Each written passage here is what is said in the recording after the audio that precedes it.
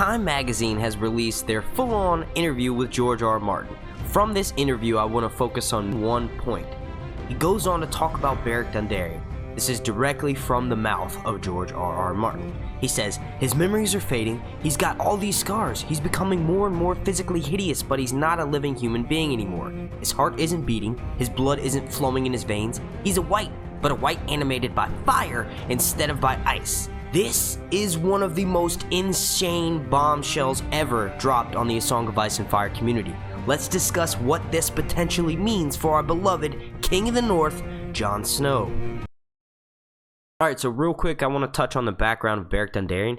He was actually the guy that Ned Stark, who was the Hand of the King at the time back in Season 1, had sent to bring back the Mountain, the Hound's brother, Sir Gregor Clegane. Apparently, Gregor Clegane had committed crazy, insane, heinous atrocities against the people of the Riverlands, and Beric ended up forming a group with people who had deserted other armies that were participating in the War of the Five Kings, as well as people who were just trying to defend their homes. So he formed that group, and as their leader, they were known as the Brotherhood Without Banners. Now, this dude, Beric Dondarrion, has actually died multiple times. In the way that George describes him in this interview, it's almost like he's been through so much, he's a shell of who he used to be. Now, this is not the same with Jon Snow. Jon Snow has only been killed one time so far.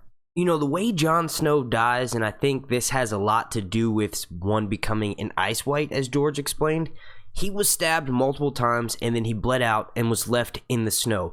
I do know one thing about ice, in that it preserves. Jon Snow's body was kind of preserved by just laying there in the ice, and then they brought it in to, and almost, it can be argued that this place was equally as cold. We know they are in the north, they are at the wall, so this means that it's a lot colder than everywhere else in Westeros. Beric Dondarrion died one time from the Mountain's Lance. That was like one of the first times he died, when Thoros actually was able to bring him back. And then another time we saw this happen on the TV show, Sandor Clegane split this dude in half with a sword. He immediately was brought back together. Jon Snow did not have any of that happen to him. I actually will like to manipulate George's phrasing a little bit when we're talking about Jon. I would like to call Jon a firewalker instead of a fire white. Now, we know the Lord of the Light actually has two sides to him. One is sort of like the shadow version. He's like the evil version of him.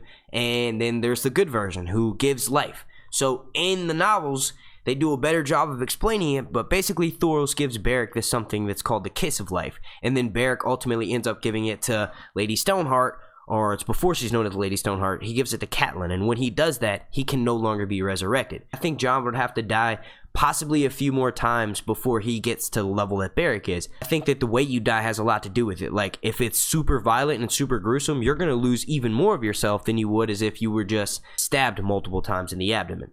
One question that's been burning in my mind is, does Beric's new Fire White status give him special abilities when Jon Snow's north of the wall? Is that scene that we see him clicking on his sword, is that right after lots of people have died and Beric died himself and he wasn't turned because he has the Kiss of Life? Like, what does this mean? The implications to this story in Season 7, is Beric going to be some super badass hero who goes out and saves, you know, all the characters that go north of the wall with Jon Snow? I do think it is interesting that out of all the stuff that George was listing that Beric can't do, he didn't mention breathing.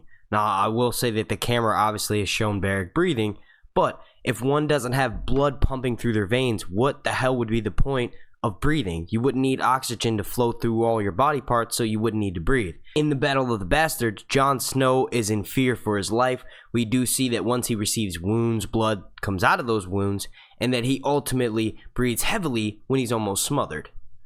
So that may be, you know, a key difference between Jon and Beric, that the show was trying to show us, that Jon Snow is special because of his Targaryen blood. Jon Snow is in fact a different kind of Fire White. I think it's more appropriate to call him a Fire Walker, because a Walker is higher ranked than a White, and Jon Snow may have, you know, this key difference because he has King's blood, not only from his Stark heritage, but also from his Targaryen heritage, and we know they are blood of the dragon. So Jon Snow's dragon blood could be what keeps him from becoming like Beric ultimately.